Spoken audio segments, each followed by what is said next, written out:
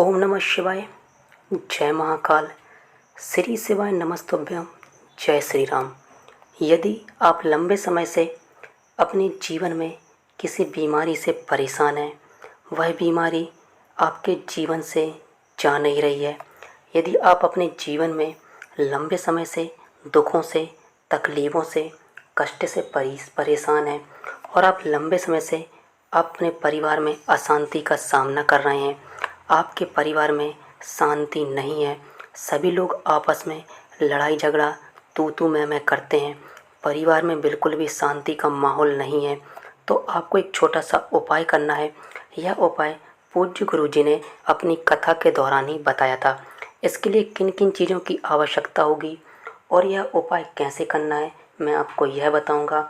और 3 दिन के अंदर आप देखेंगे, मात्र 3 दिन में आपके घर में शांति आ जाएगी, आपकी बीमारी ख़त्म हो जाएगी और आपके जीवन में जितना भी दुख है, समस्या है, तकलीफ़ है, कष्ट हैं, वह सभी 3 दिन के अंदर ख़त्म हो जाएंगी। इसके लिए आपको किन चीज़ों की आवश्यकता होगी, मैं आपको यह बताता हूँ। सबसे पहले आपको एक लोटे की आवश्यकता होगी। यह लोटा स्टील का होना चाहिए या फिर तांबे का होना चाहिए।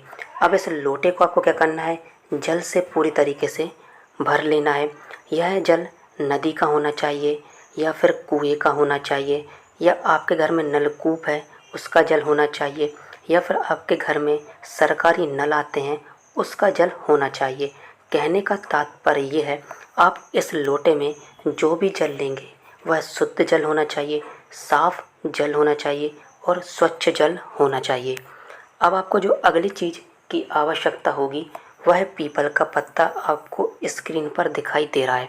आप जो पीपल का पत्ता लेंगे यह कोमल होना चाहिए।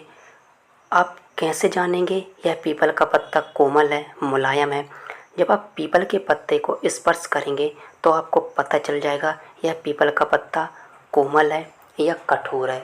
तो आपको पीपल का पत्ता पूजा की दुकान पर आसानी से मिल जाएगा। आपको 5 पीपल के पत्ते की आवश्यकता होगी। अब आपको जो अगली चीज़ की आवश्यकता होगी यह काली तिल, जो कि पूजा की दुकान पर 5 से 10 रुपए में आपको मिल जाएगी। आपको कुछ दाने काली तिली की आवश्यकता होगी। आप कुछ दाने, 2 दाने, 4 दाने, 10 दाने, 11 दाने, 21 दाने या 51 दाने आप ले सकते हैं, जो कि मार्केट में आपको आसानी से काली तिली या काले तिल इनको बोला जाता है, जो कि आपको आसानी से मिल जाएंगे। जो अगली चीज़ आपको चाहिए, यह चाहिए हल्दी। आपको खड़ी हल्दी चाहिए होगी, जैसा कि स्क्रीन पर दिखाई दे रहा है।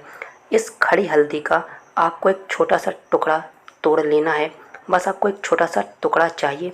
यह खड़ी हल्दी भी आपको 10 रुपये से 20 रुपये में मार्केट में या पूजा की दुकान पर आपको आसानी से मिल जाएगी। आपको हल्दी का पाउडर इस्तेमाल नहीं करना है, आपको केवल इस प्रकार की खड़ी हल्दी का ही प्रयोग करना है और खड़ी हल्दी का केवल छोटी सी गांठ आपको इस्तेमाल करनी है। अब आपको क्या करना है, आपने जो तांबे के लोटे में जल भरा था इसमें 5 पीपल के पत्ते आप मिला दीजिए। फिर आपने जो काली तिली ली थी वह मिला दीजिए। 2 दाने, 4 दाने, 10 दाने, 11 दाने, 21 दाने, 51 दाने, जितने दाने आपने लिए हैं, और इसमें थोड़ी सी हल्दी की गांठ मिला दीजिए जो आपने ली थी। अब आपको क्या करना है, अब आपको नज़दीकी भोलेनाथ के मंदिर जाना है और आपको भोलेनाथ के मंदिर में वह जल समर्पित करना है शिवलिंग पर। और जब आप शिवलिंग पर जल समर्पित करेंगे तो आपको श्री शिवाय नमस्तुभ्यम मंत्र का जाप करना है। और जब आप जल समर्पित कर दें शिव जी को, तो फिर आपको क्या करना है, पीपल के जो पत्ते रहेंगे 5, वह आपके तांबे के कलश में शेष बच जाएंगे। उन 5 पीपल के पत्ते से अपने ऊपर सिंचन करिए।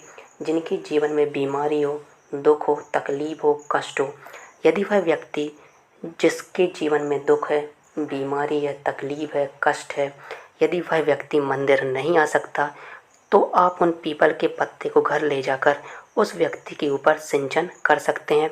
और आप जब भोलेनाथ के मंदिर जाएं तो भोलेनाथ को घी का दिया अवश्य लगाएं।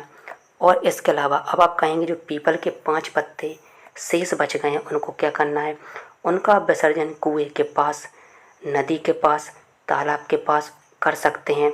यदि आपके आसपास नदी, तालाब, कुएं नहीं हैं तो आप उनका विसर्जन किसी पेड़ के आसपास कर सकते हैं। तो एक ये छोटा सा उपाय था जो कि पूज्य गुरुजी ने अपनी कथा के दौरान ही बताया था।